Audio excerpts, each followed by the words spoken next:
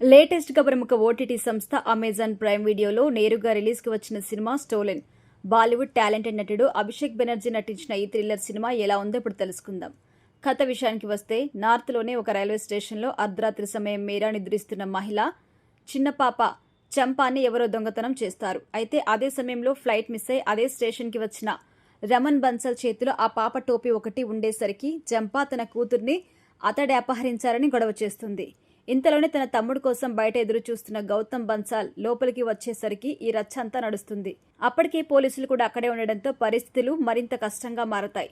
మరి ఆ పాప ఏమైంది? ఎవరు ఏ కారణం చేత ఎత్తుకెళ్లారు? జంపా కోసం రమన్ ఏం చేశారు? ఈ ఘటన తర్వాత ఈ ముగ్గురు లైఫ్ ఎలా టర్న్ అయింది అనేదే మిగిలిన స్టోరీ.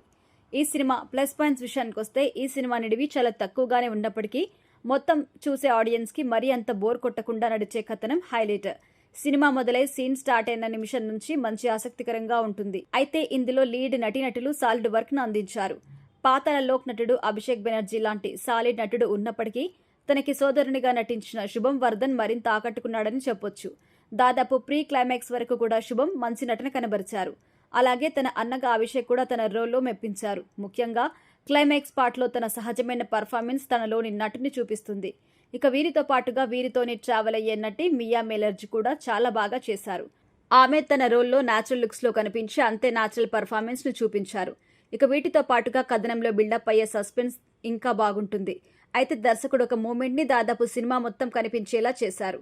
వీటితో పాటుగా పలు ట్విస్టులు కూడా చూసే వీక్షకుల్ని ఎగ్జైట్ చేస్తాయి. అలాగే అభిషేక్ పాత్రని డిజైన్ చేసిన విధానం కూడా సినిమాలో చాలా బాగుంటుంది. ఓవరాల్ గా డీసెంట్ స్టార్ట్ తో మొదలై ముగుస్తుంది. మైనస్ పాయింట్స్ విషయానికి వస్తే, ఈ సినిమాల కథనం దాదాపు ఎంగేజింగ్ గానే నడుస్తుంది. కానీ కొన్ని చోట్ల కథనం చాలా స్లో అయినట్టుగా అనిపిస్తుంది. ముఖ్యంగా ముగ్గురు లీడ్ నటీనటులు తమ సర్వైవల్ కోసం తెరకెక్కించిన సన్నివేశాలు కొద్దిగా ట్రిమ్ చేయాల్సి ఉంటుంది. అలాగే లైన్ కూడా మరీ అంత కొత్తగా అనిపించకపోవచ్చు. ఇంకా అభిషేక్ బెనర్జీ నుంచి మరింత నటన కూడా ఎక్కువగా ఆశించవచ్చు. అయితే సాంకేతిక వర్గం పనితీరు విషయానికి వస్తే, ఈ సినిమాలో నిర్మాణ విలువలు చాలా బాగున్నాయి. సెటప్ ని అంతా చాలా న్యాచురల్ గా డిజైన్ చేసుకుని సహజ వాతావరణంలో తెరకెక్కించడం ఆకర్షణీయంగా ఉంటుంది. ఇక అర్పత్ బోండి సంగీతం బాగుంది, కానీ ఇంకాస్త బెటర్ గా ఉంటే బాగుండు. ఇషాన్ ఘోష్ ఇచ్చిన సినిమాటోగ్రఫీ కూడా ఇంట్రెస్టింగ్ గా ఉంటుంది. ఎడిటింగ్ కూడా బాగుంది. అక్కడక్కడ కథనం కొంచెం స్పీడప్ చేయాల్సి ఉంది. ఈ సినిమాకి కరణ్ తేజ్ పాల్ దర్శకత్వం విషయానికి వస్తే, తాను మంచి వర్క్ అందించారని చెప్పొచ్చు. ముఖ్యంగా తాను కథనం నడిపించిన విధానం చాలా బాగుంది. ఇక ఫైనల్ గా చెప్పాలంటే, మొత్తంగా చూసినట్టయితే ఈ స్టోలెన్ సినిమా ఈ వీకెండ్ లో డీసెంట్ థ్రిల్లర్ ని చూడాలి అనుకునే వారికి మంచి ట్రీట్ ఇస్తుందని చెప్పొచ్చు.